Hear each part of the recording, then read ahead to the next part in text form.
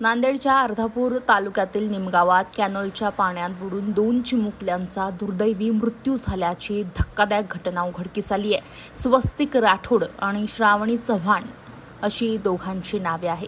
हे दोघेही चिमुकले घराशेजारी असलेल्या कॅनल जवळ खेळत असतानाच कॅनलच्या पाण्यात पडल्यामुळे त्यांचा बुडून मृत्यू झाल्याचं सांगण्यात येते।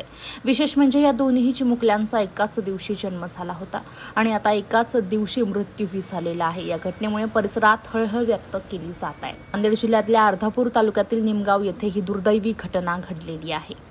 नांदेड जिल्ह्यातल्या अर्धापूर तालुक्यातील निमगाव येथे राठोड कुटुंबीय वास्तव्यास आहे। त्यांच्या घरापासून 20 फूट अंतरावर कॅनल आहे।